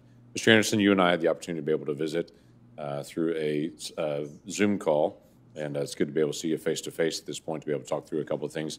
I do want to be able to drill down a little bit more on the McGirt decision from the Supreme Court. That obviously has pretty dramatic effects in Oklahoma. A couple of things I want to be able to ask about we didn't talk about yesterday. One is, Department of Interior, we're going to need some engagement with our tribes, especially the 5 tribes that are affected by the McGirt decision, in trying to be able to walk through that process. Can I get the commitment from your legal team to be able to work through the legal teams of the state and of our 5 tribes as we work through the McGirt decision? Senator Langford, yes, it was great to see you online yesterday, and it's great to see you in person today. And yeah, I mean, you've got my commitment, should I be confirmed, to work closely with your office, with the tribes in the state, with the Attorney General's office, with the U.S. attorneys and the other stakeholders involved in, implementing this complicated legal decision. And this is what we do, and I look forward to the opportunity to do that. What effect do you think the McGirt decision has with other tribes, and how that would be applied in other places? And do you have an initial thought on that from Interior? Well, I think that the McGirt decision has been cited in other jurisdictions, in the 8th Circuit, for example, in cases involving whether or not reservation boundaries have been diminished on reservations there. So I think that it's an important Supreme Court decision that shifts the inquiry from the sort of unclear focus that it had before. So I think it's going to have some nationwide impact, and of course in Oklahoma for tribes that are similarly situated with respect to the treaty language, like the Creek Nation has. It's inevitable that those questions will come before the court and before my department, and I look forward to examining them and working with folks on those issues. As you and I discussed, the McGirt decision is a criminal decision, and the court made it very clear they were speaking on criminal issues. How far would this expand into civil issues, non-criminal issues, and the expansion of federal regulations and of civil issues in other areas in the states? Well, as we discussed in the context of SMACRA yesterday morning, SMACRA has a definition of Indian lands that is very similar, in fact, identical to that which was at issue in the criminal conviction in the McGirt case. And similarly, the Supreme Court has ruled that the definition of Indian country is identical to for civil purposes, is identical to the criminal provision. So it brings to bear all of the legal analysis that's been the subject of a number of Supreme Court hearings over the years regarding the relative bounds of state, tribal, and federal jurisdiction within Indian country. And I've always been a fan of not of litigation, but of working of having tribes work together with the federal government, state governments, and local governments on cooperative jurisdictional arrangements that make sense for local governments and do not put the courts in the position of being arbiters of who has jurisdiction, because right. They're just ill-equipped to do that. Obviously, for that decision coming out of DOI that predates your time there, obviously, since you're not even in that position, this was the case where the Office of Service Mines made a decision and sent out a letter to the state without any warning, without any advance, to be able to say, we've just reinterpreted things. McGirt said criminal. We now believe also that this is included, though the court didn't speak to that. that obviously opens up a situation for litigations. One of the things that we're going to count on here is that your office is working to be able to provide clarity to say, we don't have clarity, this is going to cause court cases and millions of dollars in legal fees over the days ahead, to be able to put good legal decisions out there and good advice to the Secretary and all the folks that are in the agency on it. I do want to ask you a couple other questions, if I can, quickly on this. Again, going to the legal issues, Department of Interior provided guidance to the field offices recently, directing them to run permitting, right-of-way, other decisions to the Assistant Secretary for Land and Minerals. This takes it out of the regional offices to be able to make permitting right-of-way decisions and moves it up to a political appointee office to be able to make that decision. Obviously, that's going to also cause a lot of challenges where people are going to have legal challenges there saying, why aren't the career local folks doing this? Why are political appointees doing this? Do you have an opinion about that shift? Senator, I'm not familiar with that precise shift and why it was done, but I'm committed to working with your office and looking into that matter with the folks over at the BLM regarding how these approvals take place, and we want to ensure that they take place in the most efficient manner. So I'll look into that and look forward to getting back to you with information about that. Thank you. Ms. Estenoz, quickly, I'm going to give you a question for the record dealing with endangered species, which has already been brought up by multiple folks here. We have a little bug called the American burrowing beetle, which has reached all of its population targets that were set at the very beginning. It's been originally thought was in 2 states. Now it's been discovered it's in 8 states, yet we're still fighting through the process of delisting this because there is a potential in the future that if climate changes, that it could endanger the bug. So the challenge that we have is how do we delist anything is if they reach the targets of population, they reach the diversity of locations for it, but there's always a threat in the future to try to deal with this issue. And so it's an issue that we have in my state to be able to determine, okay, if we do everything we're supposed to do, yet at the end of it, the rug gets pulled from us saying, yes, but in the future there could be a threat, so we're not going to delist it. We don't know how we ever have any kind of incentive to ever deal with anything on any threatened species. So we do want to be able to recover threatened species, but we also want to know what the rules of the game are as we go. So I'll follow through with a question for the record on that. Thank you. Senator. Senator Cortez Masto. Thank you, Mr. Ranking Member. Congratulations to all the nominees. Welcome to your families who are there in person and virtually. Ms. Estenoz, let me start with you. I am from Nevada. I have worked very hard with my colleagues from the state of Nevada, along with impacted communities within Nevadan industries on alternative proposals to the Department of Defense's modernization and expansion proposals to Nellis and Fallon training ranges in my state. In both instances, the expanded operations would have substantive impact on the lands and cultural resources managed by the Interior Department. It is imperative that the Department of the Interior be actively engaged in discussions with the military to find reasonable, workable, and collaborative solutions to these land management conflicts. In fiscal year 21 NDAA, I included an amendment creating intergovernmental executive committees between the military and Interior departments to allow our local, state, and tribal governments a public forum to collaborate with the military in providing advice and exchanging information on the management of our natural and local resources on federal lands in Nevada that are currently used for military purposes. So my question to you is, will you commit to expeditiously establish and participate in these committees and commit to working with all of the engaged stakeholders as part of finding a solution, a workable solution for everyone involved? Thank you for the question, Senator. And the answer is yes. If I am confirmed, I will commit to involving myself in this capacity that you helped to create and to give us the ability to work through these issues collaboratively. And I commit to also working with your office as we work through that process as well. Thank you. Thank you so much. Mr. Trujillo, for purposes of Nevada, let me just say this. I say this all the time so my colleagues know. Of all of the states, Nevada has an important working relationship with the federal government. Over 80% of the land in Nevada is owned by the federal government. 60% of that is managed by the BLM. It is important at all levels to sustain so much that we do in Nevada, that we have a really good working relationship at all levels with the Department of Interior.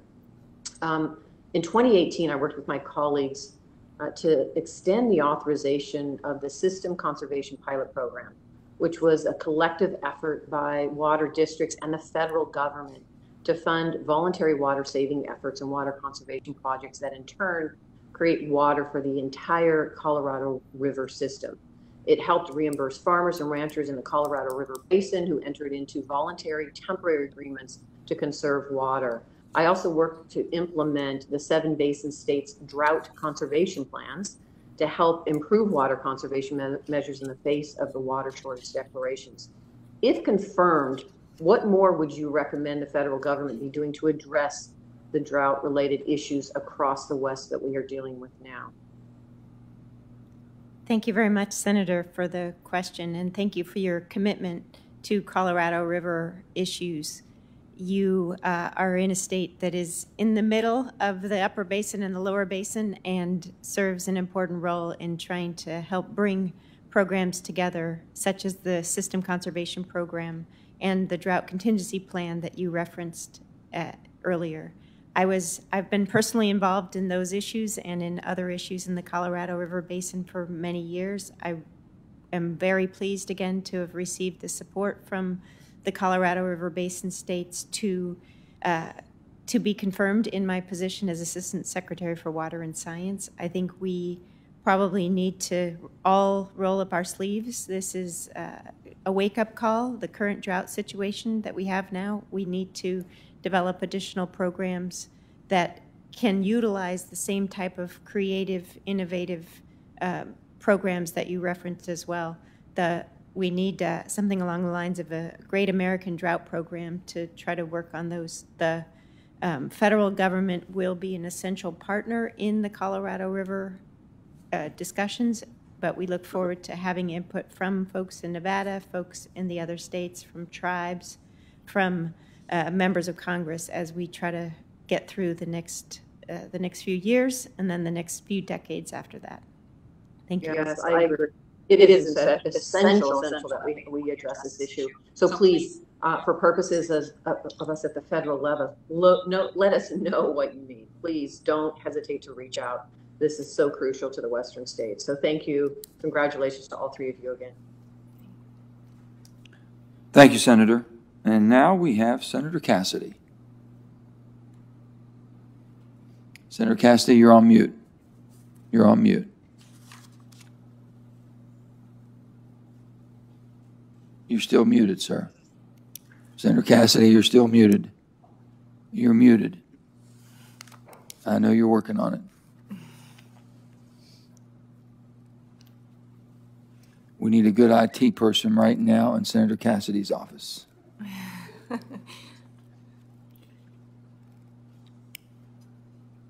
You got a good picture.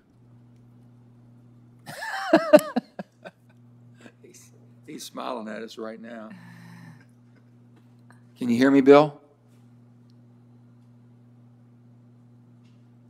Bill, I'm going to, if you can get your mute unmuted, I'm going to go to Senator Murkowski right now, and I'll come right back to you. You're still muted, Bill. Senator Murkowski. I am not muted, sir, but You're never muted, Senator Murkowski. Murkowski. If my friend Bill comes back online, I will gladly defer to him. So thank you to our witnesses for being here. I've had an opportunity to speak with several of you in just the past couple days. So I'm going to start with you, Ms. Estenoz. This is not going to be a surprise because these are both issues that I raised on our phone call. The first is the polar bear ITR. We've heard productive reports that there has been cooperative discussions going on with the Fish and Wildlife Service, but as I mentioned, the anxiety that we have here is this deadline. In order for this to be processed in time, that the draft regs need to be in the Federal Register by June 1. That's exactly 2 weeks from today. So it is absolutely imperative that we not miss this deadline. So what I would ask from you today is your commitment that the draft ITR will be published by June 1 and the new regulation issued by August. Thank you, Senator, and thank you for all the time that you have spent with me over the last 2 weeks. I really very much appreciate it. And the good news is that Fish and Wildlife Service and the Solicitor's Office are working very closely. We're expecting it to make it out of the Solicitor's Office any day now, and then it will go through the review process, which we think will be an efficient process. And so our goal is to get it into the Federal Register on time. And we share, your concern and your awareness of the importance of making sure that we don't have a gap in coverage in this ITR. And so as I said to you during our conversations, and I'll say to you today for the record, I am committed to meeting those time goals, the interim ones and the final time goal. Appreciate that because it is absolutely imperative. So I thank you for that. King Cove, continuing area of frustration. As you know, the people of King Cove are still waiting for Secretary Holland to make good on her commitment to them to have a meeting before she actually goes out to the region. I understand she's looking at travel later in the summer, but we do want to help facilitate that meeting. On King Cove, there's other areas of frustration, and again, I've outlined some of those to you. One is the 1110B in-holding determination that Secretary Bernhardt had signed, also under review. Fish and Wildlife has already delayed the issuance of the special use permits to the state for survey work. That permit process is starting again. So again, these are positive signs, but I guess today I would ask you to commit to issuing a special use permit to the state so that they can participate in this summer's field season. Thank you, Senator. And as you know, Fish and Wildlife Service is processing that special use permit. I think that there's every intention to issue it. It's a matter of getting the permit, the technical parts of the permit lined up so that it can be issued. So if I'm confirmed, Senator, you have my commitment to work with Fish and Wildlife Service on the special use permit as well. Good. We need, again, very, very tight timelines that we're dealing with all of these. Let me turn to you, Mr. Anderson. We had an opportunity to discuss the public land orders and land entitlements in this state. The headline in the Anchorage paper today is Interior confirms Alaska Native veterans can receive land allotments during Biden administration review. And the BLM quote is that the Bureau will expedite and process veterans' allotment applications across the area addressed by these orders, which, of course, is great news for our Alaska Native veterans who have just been rattled to the core. They thought that they were making some progress with these PLOs being withdrawn and an opportunity to have access to greater areas for selection.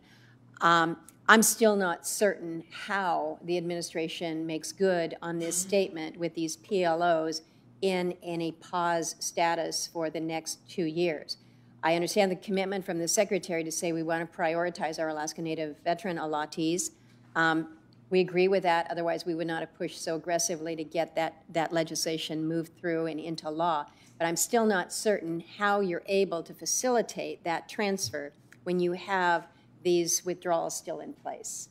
Thank you very much for the question, Senator. And yes, it was nice to talk to you the other day.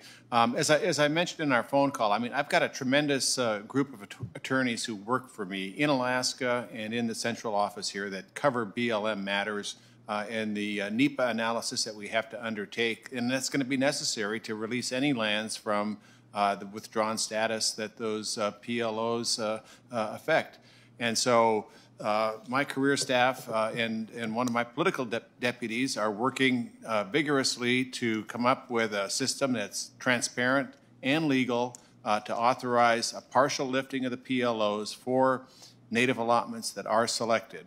And you have my commitment that I'm going to see that process through, and we have to do it in a way that's legal, and my staff has confidence that that can be done, and so we're going to look at it. Well, and I'd ask you to keep us plugged in with how you are planning to do this. I'm going to be submitting several questions additionally to you, Mr. Anderson. I appreciate that. One is on navigable waters and how you would plan to facilitate Interior issuing title to the lands to the state pursuant to the actions that Governor Dunleavy has filed. And then to you, Ms. Trujillo, I'm also going to be submitting questions for the record specifically regarding USGS and the priority for mapping programs as well as natural hazards.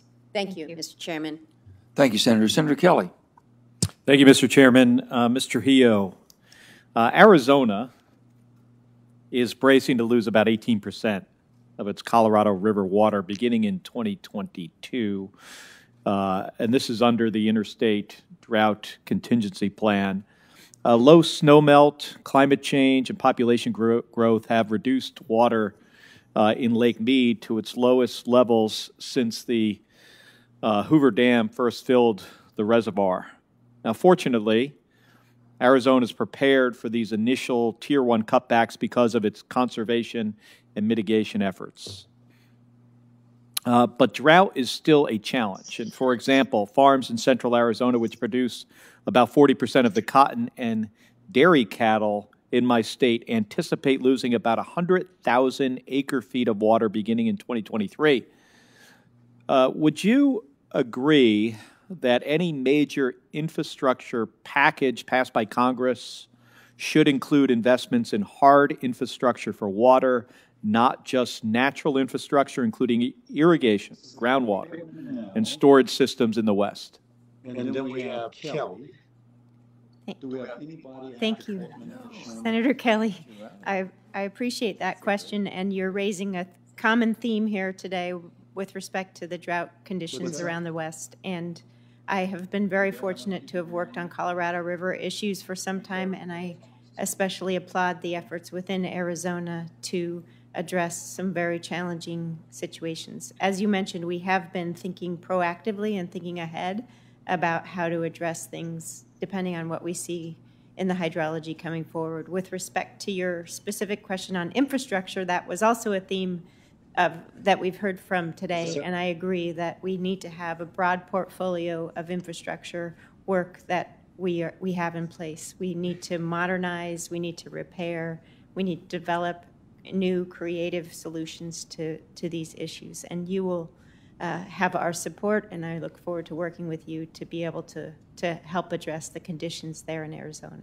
Yeah, thank you. We've got short-term, as you know, and long-term issues here. Pinal County farmers are going to face a serious cutback on their water usage. It's going to have a negative effect on them. They're going to start pumping groundwater to compensate for that. That's not an ideal situation. We'll eventually wind up with subsidence issues in the area. So we've got to sort this out as we get closer to the 2026 Colorado River guidelines. So in light of all that, I understand that the White House recently launched an interagency drought relief working group to address these Western state water issues. So if confirmed, do I have your commitment that the task force will meet with Arizona stakeholders, which means in particular our tribal leaders and our farmers? Thank you, Senator. The short answer is absolutely. I look forward to working with our other sister agencies, with our department bureaus on these issues. I believe I'm actually speaking with a group of Arizonans later this week, and I will definitely be attentive to the issues that are there, and I know our other members of the task force will as well. Well, thank you. Some areas of our state, we've been dealing with this for a long time. Yuma is a perfect example, and they now today grow more crops with significantly less water because of mitigation efforts that they've taken over the last decade. So there are ways that we can navigate this, but with Lake Mead and Lake Powell dropping to record low levels, and when we get to Lake Powell or at Lake Mead below, it's got about another 5 or 10 feet to drop, and we're going to be in this next stage of our drought contingency. Our state has some serious choices that it has to make. So I look forward to working with you and your agency, the White House, the task force, to come up with some solutions to this so we have a positive future in our state, positive water future. Thank you. I yield back. Senator Marshall. Thank you, Chairman, and again, welcome everybody. It's great to meet you all in person, and welcome to your families as well. We had some wonderful discussions on the phone. You all have solid resumes, and I'm excited about that. Your knowledge base, your experiences should add much to your opportunities here. I think that you know from our conversations that I'm as committed as anybody is to our environment, that I want to leave this world cleaner, healthier, safer than we found it, as all of you do. And my first question for all three of you has to deal with this, this constant conflict that you have to deal with in your previous positions, and it's going to be amplified now. This challenge between the environmental impact and the economic impact, and whether it's a farmer or rancher in western Kansas who's trying to figure out how to graze the land and still have a lesser prairie chicken population grow, or how does getting new tourists at Key West on cruise ships impact the water and the reef there. But you've all had to deal with that. You could each talk for 10 minutes on this. Just give me a 30, 45-second snippet on your how do you play that interaction? What lessons have you learned to try to balance those? And Mr. Anderson, why don't we start with you? Thank you, Senator. Thank you, Senator. I've done a great deal of work on water rights settlements throughout the West over my career, and I've found that those settlements are successful when all of the stakeholders are at the table, including Indian nations, the federal government, the state government, irrigators, municipalities, and other water users. And, to have the federal government there as a productive part of that team effort to come up with an approach that sometimes needs to be brought to Congress for authorization and some funding. But that sort of approach that includes all the relevant stakeholders is my preference for all matter of dispute resolution instead of relying on the court system. Thank you. Ms. Estenoz. Yes, thank you, Senator. So my secret ingredient is communication, listen, listen, and listen again. Somebody told me years ago when I was much younger, God gave us 2 ears and 1 mouth. It's because you're supposed to listen more than you talk. And I think that is an important part of tackling big problems like this, where you've got conflict and you've got competing interests. It's about truly listening and understanding what it is that everyone really needs, and then being willing to put in the hard work of finding a way forward. Most of the time when you put in the effort and you are intellectually honest and you're committed to a solution, I have found in my experience, you get to a solution. It's not 100%, it doesn't happen 100% of the time, but it happens the majority of the time in my experience. Thank you. Ms. Trujillo. Thank you, Senator. It was nice to speak with you on the phone the other day, and I would echo some of the comments of my colleagues as well. I am from New Mexico. I appreciate the value of rural economies. I appreciate the value of limited resources and having to work to balance a lot of different things at the same time. I'm committed to trying to have an open mind and trying to work with Congress and stakeholders and tribes and farmers and cities. All of those elements is something that I've done before, and I look forward to doing as well. Great. And I'll kind of go in reverse order now with my second question. You want to get the danders of people up back home. You mentioned 30 by 30. And we don't really know what it is, and it's a concept that's thrown out there, but what we've heard is the possibility of the government taking 30% of our land and waters, taking it out of production, and that would be devastating to the state of Kansas to take 30% of our agriculture land out of production, whether it's corn crops or pasturing land. That certainly, I think that conservation can be practiced when the land is still controlled by private people. And I just want to know what your vision of 30-30 might be, and just where is that going? Even though I know you all don't know exactly what the plan is either, but just my commitment to protecting private land is really important. So, Tanya, why don't you go ahead? Thank you, Senator. I agree with you that the value of working lands will be an important component of the 30 by 30 program.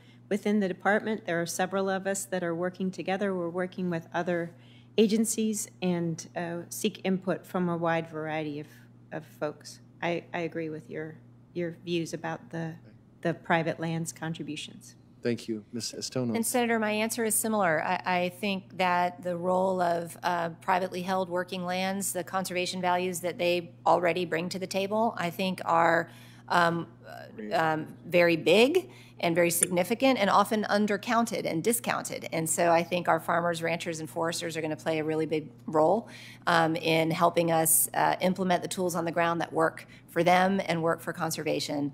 And I think it's also important, an important principle to work with our tribal partners as well and work with them on sort of their vision and tribally led initiatives for conservation as well. Mr. Anderson, I'm out of time, so give a short answer before the chairman takes it away from me here. Well, Senator, I'll just say that it's voluntary. It doesn't involve the use of eminent domain or confiscation of private lands. We're talking about voluntary agreements under existing law to accomplish these 30 by 30 goals. Thank you. Thank you so much, Chairman. Senator Cantwell. Thank you, Mr. Chairman. Again, congratulations to all the nominees. Mr. Anderson, I wanted to start with, the last administration I don't think did enough on consultation with Indian country. So we obviously want to improve that. I can't think of a better person, but I just want to ask, will you ensure that the department thoroughly consults with tribes and maintains the effective government-to-government relationships, promotes tribal sovereignty and self-determination? Senator Cantwell, thank you. And thank you for your nice introduction this morning. I really appreciate it. It's wonderful to see you again. And yes, President Biden, in his first day, issued a new consultation order to reaffirm the government's obligation. We have tremendous personnel from the Secretary on down, and we're very committed to engaging with the tribal community on all the issues you mentioned. Thank you. Ms. Trio, Senator Risch and I have a very big priority, all our Westerner colleagues probably do, on the Columbia River Treaty, which will be a big obligation to getting that treaty updated. So I want to know that you're going to make that Columbia River Treaty a priority for the Department of Interior. Thank you, Senator Cantwell. I appreciate the support from you and Senator Risch with respect to this important issue, and yes, it will be a priority. The discussions will be continuing, and we'll work closely with our counterparts in the State Department and others to make sure that we address the needs of our country. Thank you. On the Yakima Basin Integrated Plan, this was a big breakthrough on getting a lot of people who hadn't previously agreed on what to do about water management to agree. So we view it as a heralding of other things to come for much of the West, actually. There are 37 different components of the project that are shovel-ready to go. And so I want to know if you will be proposing in your budget interior support for Yakima Basin Integrated Plan. Thank you, Senator, and thank you for your support of that important program. It is a role model for other areas around the West. And yes, we will be continuing to support the implementation of that. I have been there firsthand. I've seen some of the components. I've met with some of the constituents in the tribal and agricultural communities, and it's something that I feel strongly about, and I appreciate working with you on it. So you'll support future funding for that? Yes, we will support that project. Thank you. Thank you. And will you commit on working and looking for opportunities with the Bureau of Reclamation to work on water conservation projects that facilitate salmon recovery? Thank you very much, Senator. Yes, absolutely. That is important work for us throughout the department. Okay. Thank you. Thank you, Mr. Chairman. Thank you, Senator. Senator Hoeven. Thank you, Mr. Chairman. Mr. Anderson, you've written about the Dakota Access Pipeline. Should you be confirmed, do you believe that you would be able to be objective regarding the EIS that's being done? Absolutely. I've consulted with my ethics office about all matters that I've worked on previously or written about, and I feel I've got no conflict of interest. This is primarily an Army Corps of Engineers EIS, and we have a very limited role in it. But yes, I strive to be impartial in all my decision-making. And you understand its importance to the 3 affiliated tribes, Mandan, Hidatsa, and Arikara Nation? Yes, I understand it's important to the tribes up on that reservation. Ms. Estenoz, thanks for visiting yesterday. I really appreciate it very much. Found it very interesting and instructive. Will you commit to work with us to restore the scenic loop in Theodore Roosevelt National Park, which is underway, but we'd like to get it done expeditiously, be beautiful, and then have you come out and see it, too? Well, I would be delighted to come out and see it. And yes, Senator, if I am confirmed, I will commit to working with you to ensure that that project is finished. Also, another project in Theodore Roosevelt National Park is Theodore Roosevelt Library, $200 million project that's also underway. And obviously, it'll be a huge compliment to the park. We want to make sure that the work is done in the park to highlight the library as well. Will you commit to that? I will, Senator. I look forward to working with you on that, and I want to congratulate you and the folks who are working very hard to establish the library. So thank you. Well, it's a great group. Our governor's really led the charge on that. We're a big farm state, and so as you work on fish and wildlife issues, certainly wetlands and wetland easements are an issue where, you know, our farmers need consideration, help, and support on this. And so, you know, will you commit to make sure that you're listening to our farmers and understanding, you know, the challenges they face in terms of, you know, how these wetlands are managed? Yes, Senator. I do commit to listening and to trying to understand what the ramifications on the ground are for you know, the way we delineate wetlands and the way we issue easements and the conditions that those easements are issued under. So I do, if I'm confirmed, commit to working with you and with the farmers on this issue. And same consideration for our ranchers who particularly are on the grasslands. So they have their ranches, but then they also lease grasslands and ranch those as well. Same kind of issues, you know, multiple use, they need consideration. Obviously, they operate under very challenging conditions too, and they're good stewards of the land. Same commitment for our ranchers in the grasslands. Yes, Senator. I look forward to learning a lot more about how things operate on the ground. Thank you. Thank you. Ms. Trujillo, will you support providing project power rates to help improve irrigated agriculture in North Dakota? We irrigate off a number of rivers, but one of the main ones now, of course, is the Missouri River. And so are you willing to support those, the project power rates to do that? Thank you, Senator. I spoke with attorneys for the project that I think you're asking about yesterday, and I told them that I would be happy to work with the Bureau of Reclamation to try to look into the exact specifics. I think in general, I am from New Mexico. I appreciate the value of rural projects such as that, and I look forward to working with you on it. And are you willing to better understand the Dakota Water Resources Act so that we can fulfill the commitment that are in that legislation for our farmers?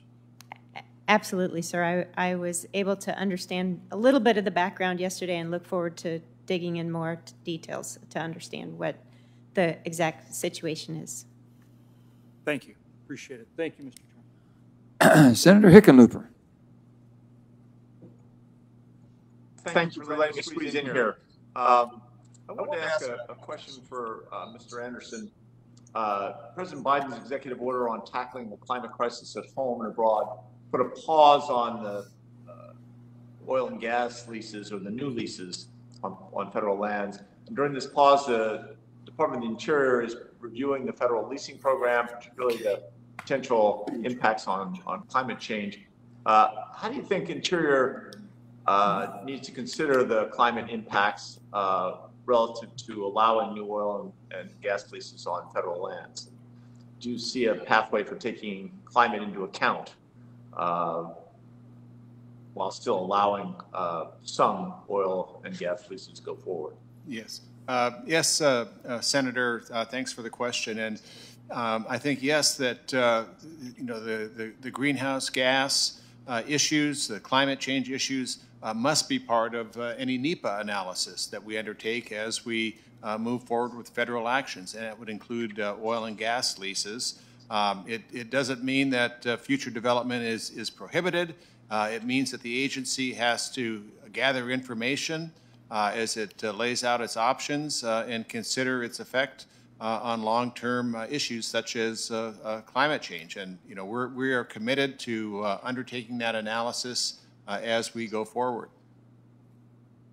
Great, thank you. I appreciate that.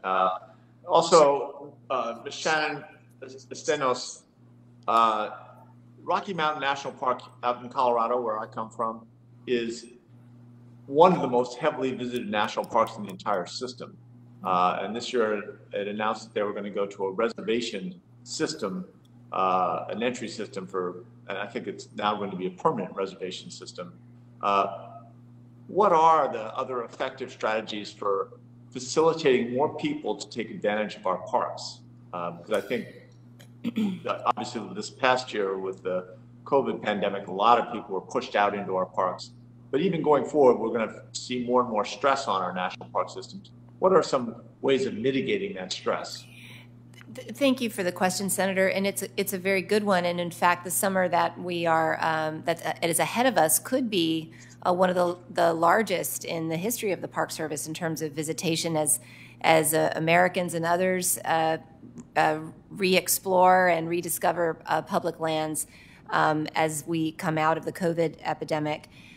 Certainly reservation and other timed entry kinds of tools are something that the Park Service has been experimenting with. I think there's also a lot to be talked about and thought about in terms of introducing Americans to a lot more of our parks.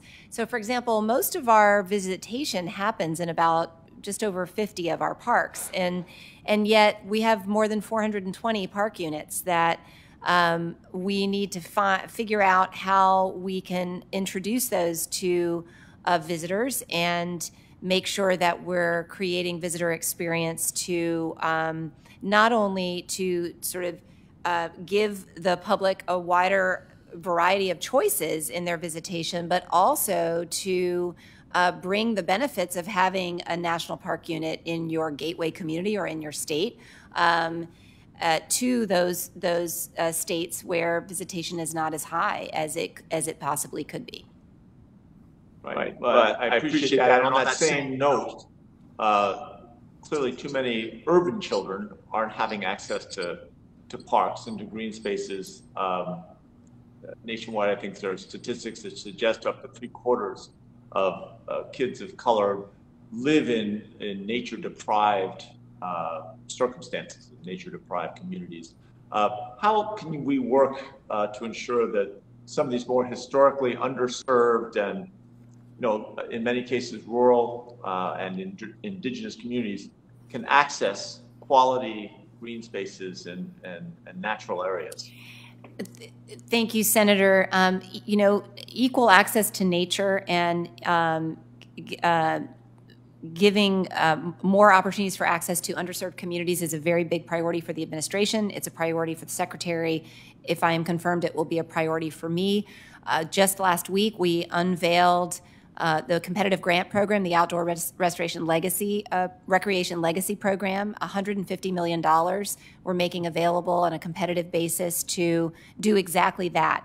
We also have existing programs like the Urban Refuge Program, for example, that can leverage our existing public lands that are national wildlife refuges.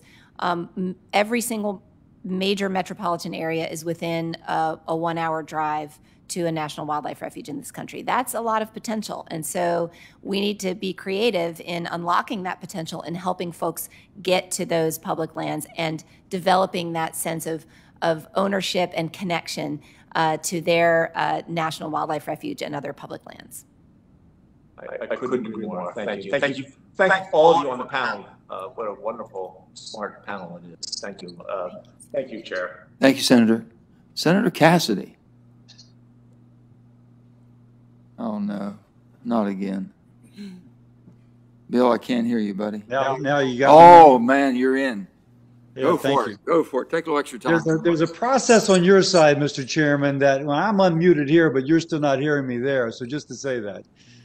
My technical people are shaking their head. It's not our problem, but we'll take it. First, Ms. Estenoz, again, thank you all for your willingness to serve. Ms. Estenoz, next summer, the current 2017 through let me start over.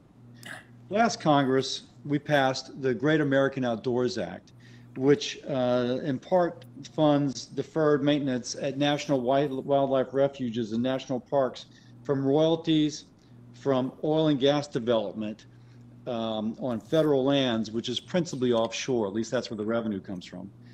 Next year, the current 2017 through 2022 OCS oil and gas leasing program expires. So far, there's no indication when it will move forward with the next 5-year plan. Knowing that in the short term, that may not be an issue, but what implications does that have in the long term for funding the Great American Outdoors Act? Have you given thought to that?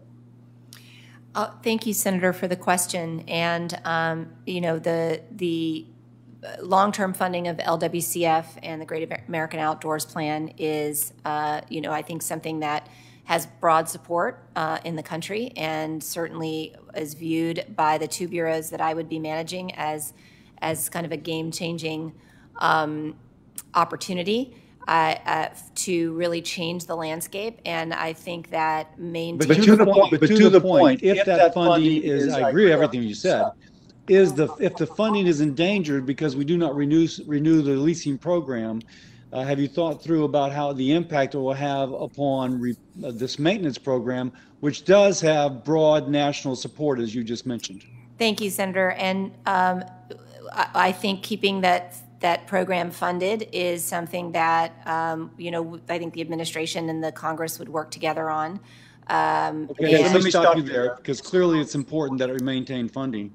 Mr. Anderson, the Outer Continental Shelf Lands Act says that, subject to environmental safeguards, it's national policy per Congress that there be an expeditious and orderly development of our nation's resource reserve. The current moratorium clearly kind of goes against that.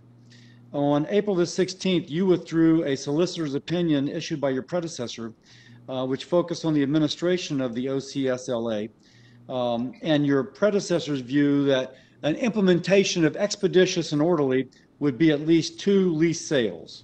What was your legal and analysis and justification for withdrawing that position? Thank you, Senator Cassidy. You know, that opinion was withdrawn pending further review as part of our study directed by executive order by the President to evaluate all oil and gas lease sales. I consulted carefully with my career attorneys about that opinion.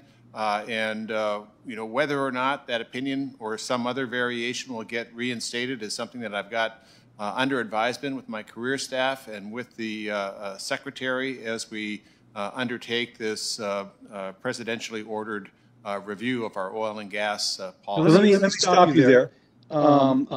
Congress has established by congressional law that the OCS, the Outer Continental Shelf, shall be used to meet the nation's need for energy. So with that said, how should your department interpret the words which are in the OCSLA to prepare, periodically revise, and maintain a leasing program?